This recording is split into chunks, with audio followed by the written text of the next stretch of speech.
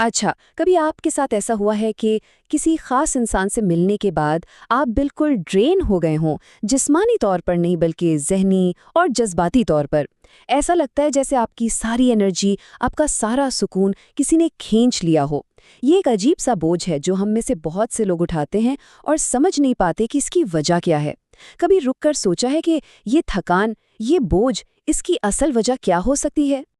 اور یہ سوال یہ ہم سب اپنے آپ سے پوچھتے ہیں نا کہ کیوں کچھ رشتے، کچھ ملاقاتیں ہمیں تقویت دینے کے بجائے ہمیں اندر سے کھوکھلا کر جاتی ہیں۔ پھر ہم خود پہ شک کرنے لگتے ہیں کہ شاید غلطی مجھ میں ہی ہے، شاید میں ہی اوور تھنک کر رہا ہوں، شاید مجھے ہی ایڈجسٹ کرنا نہیں آ رہا۔ یہ جو کنفیوژن ہے، یہ جو تھکان ہے، یہ بالکل اصلی ہے اور اس میں آپ اکیلے نہیں ہیں۔ اس جملے کو ذرا اپنے ذہن میں بٹھا لیں۔ یہ کوئی معمولی بات نہیں، یہ ایک بنیادی حق ہے۔ آپ کا ذہنی سکون آپ کا حق ہے، اور اس کی حفاظت کرنا خود غرضی نہیں بلکہ اپنی ذات کی ذمہ داری ہے۔ آج ہم اسی حق کو، اسی ذمہ داری کو تھوڑا گہرائی سے سمجھنے کی کوشش کریں گے۔ دانش کتب میں خوش آمدید۔ یہاں ہمارا مقصد صرف کتابوں کے پوائنٹس دہرانا نہیں ہے، بلکہ ان کے پیچھے چھپے ہوئے گہرے سبق کو اپنی زندگی کے آئینے میں دیکھنا اور سمجھنا ہے۔ تو آج ہماری گائیڈ ہے یہ کتاب ڈینجرس پرسنالٹیز، اور دیکھیں اس کے مصنف ہیں جو نوارو۔ اب یہ کوئی یونیورسٹی کے پروفیسر یا عام رائٹر نہیں ہیں، یہ ایک سابق FBI ایجنٹ ہیں، ایک بیہیویئرل پروفائلر جن کا 25 سال کا کام ہی یہ تھا کہ وہ خطرناک لوگوں کے بیہیویئر کو پڑھیں، ان کے پیٹرنز کو سمجھیں اور ان سے پیدا ہونے والے خطرے کو دور سے ہی پہچان لیں۔ تو یہ کتاب صرف عام سیلف ہیلپ نہیں ہے، یہ ایک طرح کی انویسٹیگیٹو مینول ہے جو ان کے تجربے کا نچوڑ ہے اور ہمیں سکھائے گی کہ اسے اپنی روزمرہ کی زندگی میں استعمال کیسے کرنا ہے۔ آج ہم اس سفر میں 4 قسم کی شخصیات کو پہچاننے کی کوشش کریں گے۔ آپ انہیں 4 آئینے سمجھ لیں جن کے ذریعے ہم اپنے ارد گرد کے لوگوں کو اور شاید کبھی کبھی خود کو بھی بہتر طور پر سمجھ سکتے ہیں۔ تو چلیں شروع کرتے ہیں۔ ہمارا پہلا آئینہ ہے نارسسزم یا دی نارسسسٹ۔ اب یہ لفظ ہم نے سوشل میڈیا پر آپس کی گفتگو میں بہت بار سنا ہے، لیکن جو نوارو اسے کرمنل پروفائلر کی نظر سے دیکھتے ہیں اور اس کی بالکل تہ تک جاتے ہیں۔ آسان لفظوں میں، نرگسی شخصیت کے لیے دنیا ایک سٹیج ہے اور وہ اس کے ہیرو ہیں۔ باقی سب لوگ، آپ بھی، صرف سائیڈ کیریکٹرز ہیں جن کا کام ہیرو کی عظمت کو بڑھانا ہے۔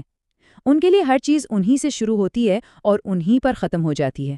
ذرا سلائیڈ پر نظر ڈالیں، دیکھیں یہ صرف چند عادتیں نہیں ہیں، یہ ان کے دماغ کی پوری وائرنگ ہے، دنیا کو دیکھنے کا ایک مستقل پیٹرن ہے۔ اس پوائنٹ کو سمجھ لیا نا تو باقی آسان ہو جاتا ہے۔ ان کے اندر اصلی ہمدردی کی کمی ہوتی ہے، مطلب وہ آپ کے جذبات کو ایک کانسیپٹ کے طور پر شاید سمجھ لیں لیکن محسوس نہیں کر سکتے۔ ان کے لیے آپ کی خوشی یا آپ کا غم صرف تب تک معنی رکھتا ہے جب تک وہ انہیں کسی طرح فائدہ دے رہا ہو۔ اور تنقید تو ان کے لیے ایک سیدھا حملہ ہے، کیونکہ ان کی پرفیکٹ سیلف امیج پر چوٹ لگتی ہے۔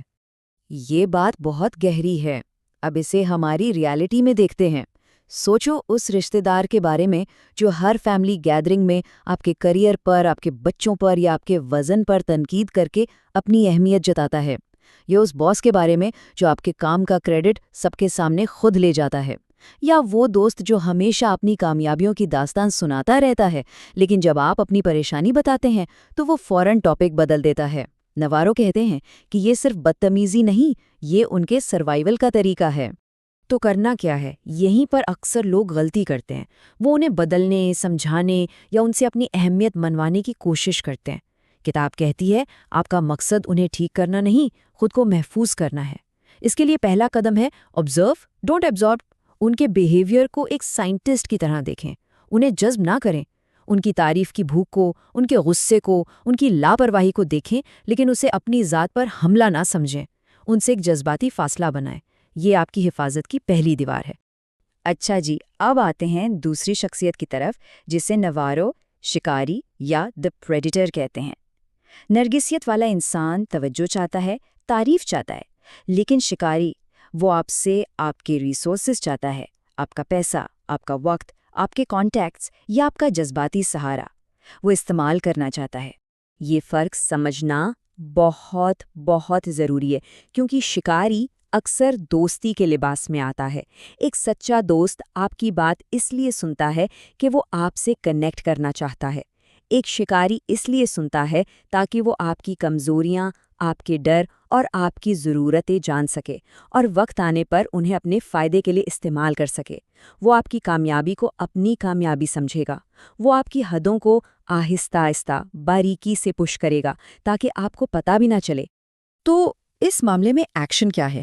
ہمارے معاشرے میں ہمیں سکھایا جاتا ہے کہ اچھے لوگ ہر کسی پر فوراً بھروسہ کر لیتے ہیں۔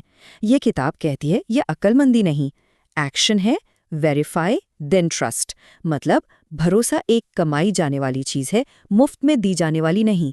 دیکھیں کہ ان کے الفاظ اور ان کے عمل میں کتنا فرق ہے۔ اگر کوئی آپ سے نئے ملے اور حد سے زیادہ مہربان ہو تو سوچیں کیوں؟ اپنی گٹ فیلنگ، اپنے اندرونی احساس پر بھروسہ کریں۔ اگر آپ کو کسی کے پاس بے چینی محسوس ہوتی ہے تو وہ بے وجہ نہیں ہے۔ آپ کا دماغ شاید سمجھ نہ پا رہا ہو، لیکن آپ کا جسم خطرے کو پہچان رہا ہے۔ اب آتے ہیں تیسری قسم پر، شکی مزاج یا دا پیرانوئڈ۔ ان کا خطرہ ان کی نیت میں نہیں بلکہ ان کی بگڑی ہوئی سوچ میں ہے۔ ان کے ذہن میں یہ ہمیشہ مظلوم ہوتے ہیں اور پوری دنیا ان کے خلاف ایک سازش ہے۔ ان کی دنیا میں اتفاق نہیں ہوتے، صرف سازشیں ہوتی ہیں۔ ان لوگوں کی دنیا میں ہر کوئی دشمن ہے، یہ کسی پر بھروسہ نہیں کرتے۔ اگر آپ ان کے لیے کچھ اچھا بھی کریں نا تو وہ اس میں آپ کا کوئی چھپا ہوا مقصد ڈھونڈیں گے۔ وہ پرانی باتوں کو کبھی نہیں بھولتے اور دل میں کینہ رکھتے ہیں۔ سوچو، ہمارے معاشرے میں جہاں ہر رشتہ دار کو دوسرے کی خبر ہوتی ہے، جہاں چھوٹی سی بات کا بتنگڑ بن جاتا ہے، یہ شکی مزاج لوگ کتنا زہر گھول سکتے ہیں۔ یہ آپ کے خلاف دوسروں کے کان بھر سکتے ہیں اور آپ کو اندازہ بھی نہیں ہوگا کہ آپ کی ریپوٹیشن کیوں خراب ہو رہی ہے۔ تو ان کے ساتھ کیا کرنا چاہیے؟ ایک اہم بات، آپ ان سے بحث جیت نہیں سکتے، کیونکہ آپ حقائق پر بحث کر رہے ہیں اور وہ اپنے خیالات پر۔ ان سے بحث کرنا دیوار سے سر ٹکرانے کے برابر ہے۔ اس لیے بہترین حکمت عملی یہ ہے کہ انٹریکشن کو ٹو دا پوائنٹ رکھیں، فضول باتوں میں نہ الجھیں، اور سب سے ضروری ایکشن، اگر کوئی کام کا، پیسوں کا یا پراپرٹی کا معاملہ ہے، ہر چیز لکھت میں کریں، ای میل، واٹس ایپ یا کاغذ پر، تاکہ کل کو جب وہ آپ پر کوئی جھوٹا الزام لگائیں تو آپ کے پاس ثبوت ہو۔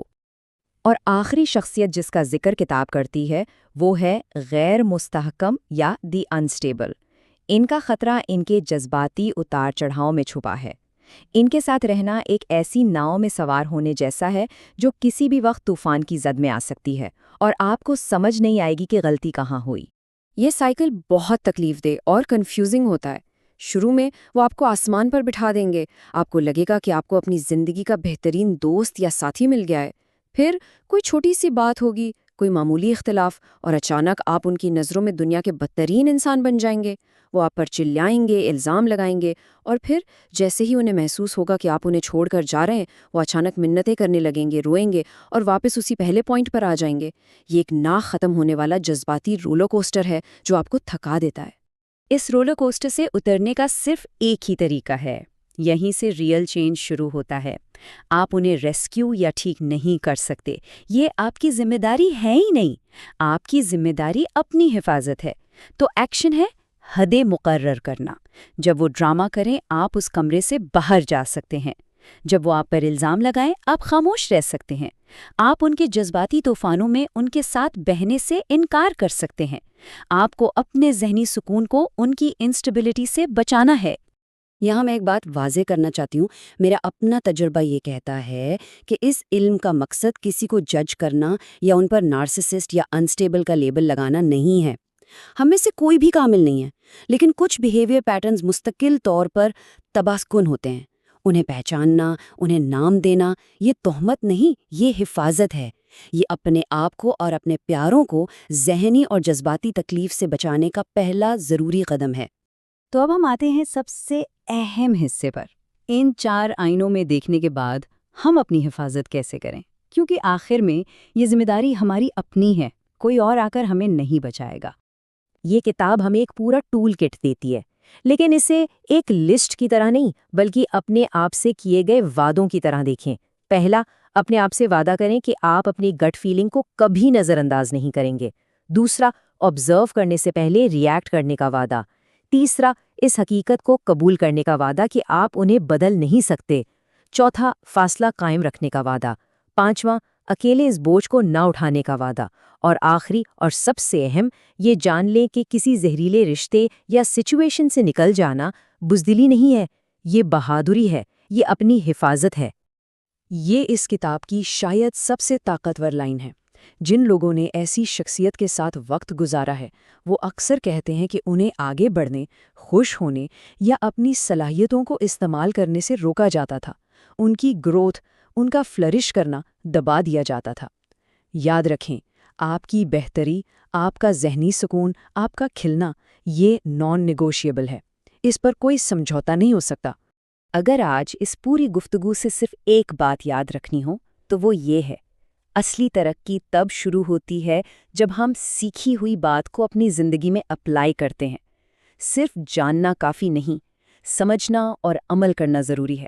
دانش کتب کو لائک اور سبسکرائب کریں تاکہ ہم ساتھ مل کر سمجھنے کا یہ سفر جاری رکھ سکیں۔